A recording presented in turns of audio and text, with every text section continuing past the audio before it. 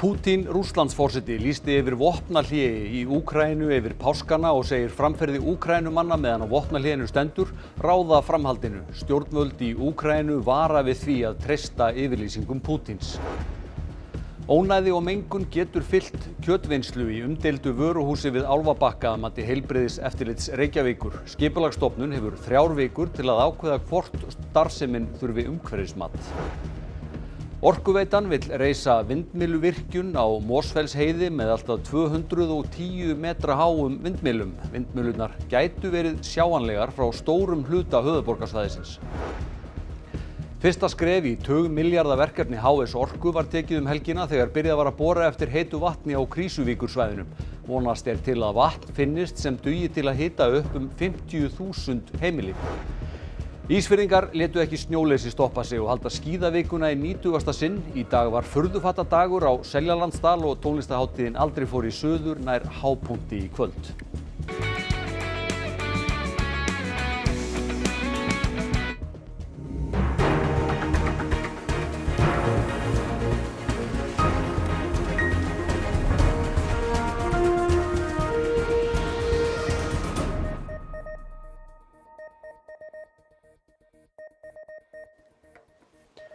Gott kvöld. Vladimir Pútín Rússlandsforseti hefur lýst yfir vopnahléi í Úkraínu yfir páskana.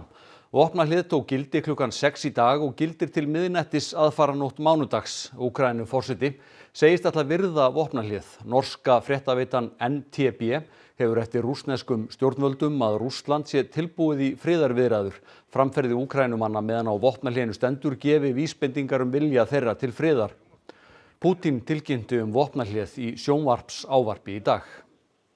Руководствуясь гуманитарными соображениями, сегодня с 18:00 часов до 00 часов с воскресенья на понедельник российская сторона объявляет пасхальное перемирие. Приказываю на этот период остановить все боевые действия. Исходим из того, что украинская сторона последует нашему примеру. Ástrós, þú fylgst með þróun mála í dag. Hvaða þýðingu hefur þessi yfirlýsing Pútíns? Já, Pútín sagði strax í ávarpinu sínu að þetta vopnahlé myndi ná til allra hernaðar aðgerða Rússa í Úkraínu. Þetta ansi áhugaverð tímasetning því í gær var Marco Rubio, utanríkisráðherra Bandaríkjanna, að ræða við fjölmiðla og sagði þar að ef að fari ekki að draga til tíðinda í vopnahlésviðræðum milli Rússa og Úkraínu þá myndi Bandaríkin fara að draga sig úr viðræðunum. En fyrr í dag þá lýsti Pútín því yfir að rússneska varnarmálaráðuneytið hafi greint frá því að skipst hafi verið á 246 stríðsföngum og stjórnvöld í Úkraínu greinti frá því að sama tíma að 277 úkraínskir hermenn hefðu fengið að snúa aftur til síns heima. Úkraínsk stjórnvöld hafa þegar tjáð sig boð vopnahlé Rússa. Já, Zelenski Úkraínuforseti tjáði sig mjög fljótlega eftir þessa tilkynningu frá Pútín á samfélagsmiðli sínum X. Þar sem hann sagði að hann tryði í rauninni ekki þessum orðum Pútíns og lýsti því yfir að Pútín væri í rauninni að leika sér að mannslífum því ennþá heyrðust í loftvarnarflautum yfir Úkraínu og sprengjudrónar væru þar á sveimi. Og það sama gerði utanríkisráðherra Úkraínu. Hann sagði að væri ekki hægt að treysta því sem kæmi frá stjórnvöldum í Rússlandi. En núna skömmu fyrir fréttir birti Zelenski aðra færslu á samfélagsmiðlunum X þar sem hann sagði að Rússar myndu fara eftir þessu vopnahlé á meðan að Rússar gerðu slíkt hið sama og myndu svo leggja það til að þessum 30 klukkustundum liðnum að vopnahléinu yrði framlengt í 30 daga. Það að minnstakosti munu sprengjurnar þagna í einhvern tíma, spurning hversu lengi. Takk fyrir þetta, Ástrós. Hingað heim, kjötvinnsla í umdeildu vöruhúsi við Álfabakka getur haft í för með sér ónæði, mengun og álag á fráveitu. Þetta meðal þess sem kemur fram í umsögn heilbrigðiseftirlits Reykjavíkur. Tæplega sé hægt að flokka starfsemina sem léttan iðnað eins og skipulagsfulltrúi gerir.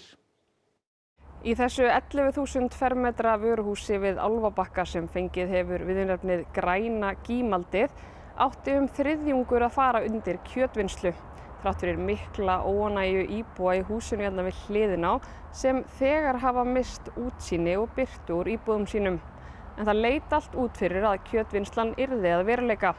þar til í lok janúar þegar framkvæmdir voru stöðvaðar þar sem ekki lá fyrir hvort að starfsemin væri háð umhverfismati. Skipulagsstofnun hefur nú eftir að frestur til að skila umsögnum rann út 3 vikur til að ákveða hvort kjötvinnslan skuli háð umhverfismati. Í umsögn skipulagsfulltrúa Reykjavíkurborgar segir: ekki tiltekið sérstaklega að ákveðin starfsemi sé alfarið bönnuð, til að mynda léttur iðnaður eða hreinleg atvinnustarfsemi að margvíslegu tagi. Í niðurlagi segir að kjötvinnsla sem veldur óverulegum umhverfisáhrifum, jafnvel þó nokkuð umfangsmikil sé og annar sambærilegur þrifalegur iðnaður, talin geta samræmst gildandi heimildum. Þó þurfi að gæta vel að hönnun og útfærslu starfseminnar. Í umsögn heilbrigðiseftirlitsins hnýtt í skilgreiningar skipulagsfulltrúans. Gerð athugasemd við að starfsemi stórrar kjötvinnslu sé talin flokkast sem léttur iðnaður. Heilbrigðiseftirlitið hefur ítrekað bent á að hvergi til skilgreining á því í lögum og reglugerðum. Heilbrigðiseftirlitið telur starfsemin að vera mjög umfangsmikla. Hún getur haft í för með sér ónæði, mengun og álag á fráveitu. Þar af leiðandi sé hæpið að flokkan sem léttan iðnað. Kjötvinnslan á að vera endurnýjan á eldri kjötvinnslu í eigu Haga sem rekin í Síðumúla. Í umsögn heilbrigðiseftirlitsins því tekið fram að ekki sé rétt að kjötvinnslan í Síðumúla 34 hafi starfað án vandkvæða í nágrenni við íbúabyggð. Eftirlitið hafi móttekið kvartanir vegna hávaða frá vöruafgreiðslu, losun úrgangsskáma og frá kæliviftum utan á húsinu. Ónæðiskvartanir hafi helst verið bundnar við næturtíman. Í báðum umsögnum athugasemdir við kjötvinnsluna, en niðurstaðan þó sú að ekki sé talin þörf á umhverfismati. Við erum ekki að biðja vistir fyrir okkur heldur börnin, segir móðir á Gaza. 15.000 börn hafi verið drepin á Gaza frá því að stríðið braust út fyrir 18 mánuðum og 34.000 hafa særst. Ung palestínsk stúlka fannst lifandi eftir 5 daga undir rústum heimilisins sem hrundi í sprengjuárás. سمعت صوت العيد بيأذن تكبيرات العيد سمعتهن قلت معقول هذا أذان عيد بعدين نزلت تحت ناديت على أمي وأبويا وأختي ناديت عليهم ما ردوش علي قلت الله يرحمهم عرفت إنهم ميتين الله يرحمهم. Ísraels her hefur lokað fyrir aðgengi hjálpar og mannúðarsamtaka frá því í byrjun mars og vannæring útbreidd. 15.000 börn hafa verið drepin á Gaza frá því stríðið braust út í október 2023. Fyrir börn Gaza talin hættulegasti staður jarðar. Sameinuðu þjóðirnar hafa greint frá því að þúsundir Palestínumanna búið við sáran skort á húsaskjóli, mat, vatni og lyfjum. لا ملاقيين خضرة لا ملاقيين حليب لا ملاقيين حاجات احنا بدناش الكبار يا عمي بس حلونا في هالصغار يعني دايما عينا البنت الصغيرة وجهها أصفر 24 ساعة أصفر ومرمية سخانة وصار يصير معهم تشنجات الولد هاتي يما بدي آكل فيش أي حاجة يعني. Vindmylluvirkjun sem Orkuveitan vill reisa á Mosfellsheiði gæti verið með allt að 210 metra háum vindmyllum. Til samanburðar venjulegt háspennumastur 30 metra hátt. Vindmyllunar væru þá 7 sinnum hærri en það. Hallgrímskirkja tæpir 75 metrar á hæð. Vindmyllunar væru þá á við tæplega 3 Hallgrímskirkjur. Orkuveitan hyggst reisa vindmylluvirkjun við Dyravega á Mosfellsheiði vestan við Hengilinn. Dyravegur sem liggur í gegnum framkvæmdasvæðið friðlýstur og Hengilssvæðið austur af framkvæmdasvæðinu á náttúruminjaskrá. Hengill megin eldstöð sem liggur á mótum vestur gosbeltisins og suðurlandsbrotabeltsins. Jarðskjálftar algengir í henglinum og næsta nágrenni. Það sirka hérna sem að virkjunin myndi rísa 15 vindmyllur og hver þeirra alltaf 210 metrar að hæð. Til greina kemur að þær verði lægri en þá væru þær mögulega fleiri en 15.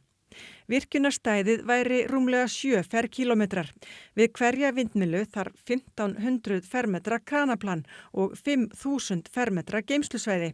Til samanburðar perlan og tankarnir undir henni tæpir 6000 fermetrar. Mastrið á myndinni 30 metra hátt. Miðað við það gætu vindmyllunar litið einhvern veginn svona út. Líklegt að vindmylluhlutum verði landað í Þorlákshöfn og þeir fluttir þaðan á framkvæmdasvæðið þar sem þær veru settar saman. Til þess þarf að leggja 4 metra breiða vegi að hverri myllu 8 til 12 kílómetra að lengd. Vindmyllunar væru sýnilegar víða á höfuðborgarsvæðinu. Lituðu svæðin á myndinni sýna hvar þær myndu sjást. Vindmyllunar gætu sést héðan og héðan frá Perlunni og héðan frá Úlfarsfelli og þær gætu sést sumstaðar frá Þingvöllum. Framkvæmdasvæðið innan fjarsvæðis vatnsverndar. Gera þarf áhættumat vegna mögulegra mengunar áhrifa á grunnvatn áður en framkvæmdir geta hafist. Virkjunin í kynningarferli hjá Skipulagsstofnun, hægt að senda inn athugasemdir til 28. apríl. HS Orka byrjaði í gær að bora tilraunaholu við Sveifluháls á Krýsuvíkursvæðinu í þeirri von að þar verði hægt að framleiða heitt vatn fyrir höfuðborgarsvæðið samhliða raforkuframleiðslu inn á landskerfið. Þessi bor, Óðinn, notaður til að bora 2,7 kílómetra niður í jörðu undir Sveifluhálsinn með það að markmiði að geta hafið framleiðslu á heitu vatni sem myndi nýtast Hafnarfirði og höfuðborgarsvæðinu eða alltaf 50.000 heimilum. Það hafa verið gríðarlega miklar rannsóknir síðastliðin ár og fyrstu rannsóknir voru gerðar hér í kringum 1941 og svæðið bendir til þess að hér heitt vatn að finna. Borinn knúinn rafmagni og stýrt innan úr þessari stjórnstöð sem nötrar eins og strá í vindi af aflinu sem notað til verksins. 30 starfsmenn jarðborana koma að verkefninu og ganga vaktir allan sólarhringinn. Og við hér, ætlum að rannsaka þessa fyrstu holu og sjá hvað hún gefur okkur. Svo munum við færa okkur inn á næstu svæði hér og erum nú þegar að byrja að staðsetja næsta teig og sjá hvað hann mun gefa okkur. Bróðurparturinn af heitu vatni til höfuðborgarsvæðisins kemur nú frá Nesjavallavirkjun og Hellisheiðarvirkjun. Ef rannsóknir skila tilætluðum árangri verður stefnt að því að reisa jarðvarmaver við Sveifluháls. Það háð niðurstöður rannsóknarborana og umhverfismats sem í undirbúningi. Verkefnið getur tekið þátt í 10 ár. Verður þetta kostnað þessa? Mjög. Þetta verkefni upp á fyrstu fasir í kringu 30-35 milljarða. En það ekki aðeins stjórnstöðin sem skelfur því það gerir Krýsuvíkursvæði líka. Rétt eins og Svartsengi sem hefur verið í mikilli hættu vegna eldsumbrota á svæðinu. Við vitum það að þar sem mikil virkni, þar orku að finna og við teljum þetta vera svæði sem nauðsynlegt að rannsaka og sjá hvað það leiðir í ljós. Það hefur ekki áhrif á okkar rannsóknar áform eins og staðan í dag, en við munum auðvitað vinna náið með vísindasamfélaginu ef þess þarf. Fyrirtæki á Skagaströnd hefur sýnt fram á að hægt að auka verðmæti grásleppunnar langt umfram það sem nú gert. Þróaðar hafi verið nýjar afurðir úr grásleppu bæði til manneldis og í gæludýrafóður. Verðmæti grásleppunnar fer allt fyrst og fremst í hrognunum, en fiskurinn sjálfur sáralítið nýttur hér á landi. Heimamenn hér á Skagaströnd vilja breyta þessu og hjá fyrirtækinu Biopol hefur verið sýnt fram á hvernig má nýta grásleppuna betur. Auk markaði fyrir hrogn opnaðist fyrir nokkrum árum markaði fyrir heilfrysta grásleppu í Kína. Sá markaður hrundi nánast í COVID en hefur smám saman opnast aftur. Við vildum pröfa að sjá hvort það væri ekki hægt að koma þessum fiski í einhver not líka annar staðar en í Kína. Hjá Biopol brátt að ljúka verkefni sem hefur snúist að sýna fram á nýtingu á öllum hlutum grásleppunnar. Þessar vörur hér sem eru annars vegar heitreikt grásleppuflök og heitreikt grásleppa með beini. Og undirritað getur vottað að heitreikt grásleppa herramannsmatur. Hér einnig kollagenduft úr hveljunni eða húð fisksins og gæludýrafóður úr fiskinum, hausnum og hveljunni. Hér síðan niður svona lifur og það að eiga sér stað ákveðin pröfa í tengslu við það núna. Halldór segir það vissulega áskorun að búa til verðmæti úr allri grásleppunni. Hún að langmestum hluta haus, hvelja og hrogn. Fiskurinn sjálfur ekki nema rúm 20%.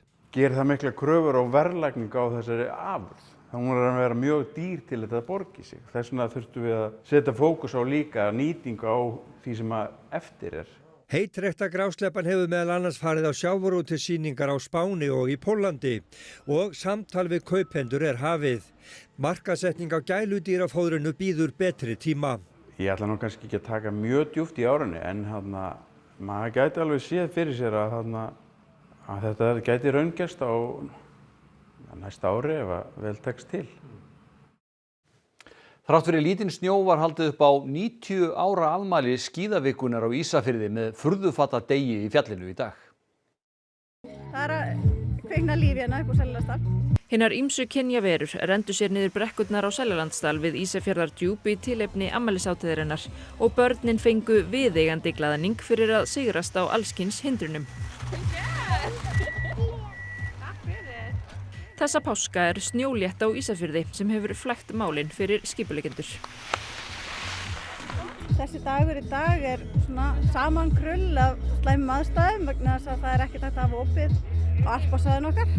Þannig að við bara gerðum það besta úr litlum snjó og skelltum öllu saman í eina hátíð hérna upp á Seljalandsdal.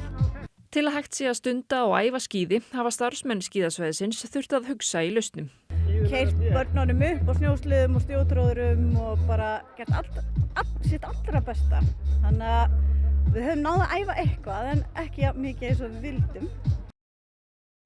Og tónlistarhátíðinni Aldrei fór ég suður lýkur í kvöld með stórtónleikum á Ísafirði. Þar er Margrét Erla Mokk. Hvernig er stemmingi fyrir vestan?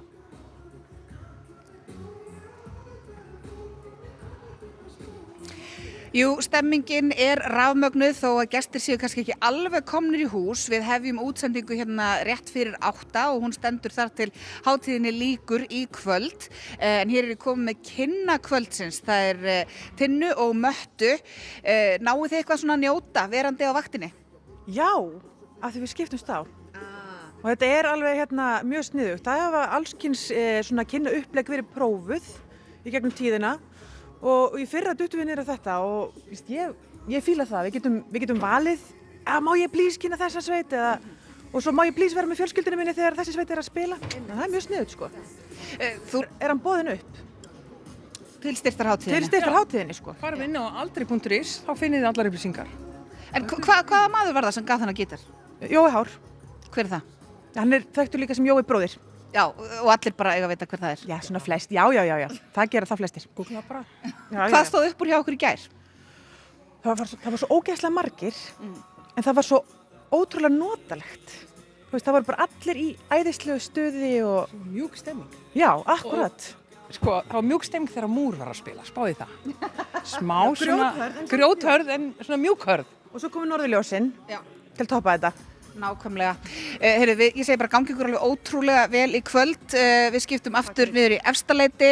Það verður bein útsending á RÚV 2 og Rás 2 og aldrei.is og á Facebook síðu Aldrei fór ég suður. Við vonumst til þess að flestir verði með okkur í enda. Já, takk fyrir þetta Margrét og góða skemmtun. Ungir sem... Náttúrulega Matta, manst Ísafjörð fyrir Aldrei fór ég suður og eftir Aldrei fór ég suður. Hvernig hefur þetta breyst?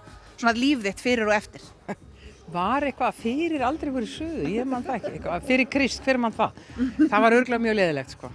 En auðvitað var það þannig að það var, mér rámar í einhver hafi verið á skíðum og svona. Ég var ekki mikið þar. Þú veist aðeins meira inn í púki heldur en Tinna og fjölskylda. Já, en ég var mæntalega eitthvað, fylgdi þessi ykkur böll og svona. Ísafjörður hefur reyndar alltaf verið svona partí. Það var alltaf böll og mátti vaka lengi og kaupa vín og svona. Já. En þú heldur hérna á gítar, getur aðeins sýnt okkur gítarinn?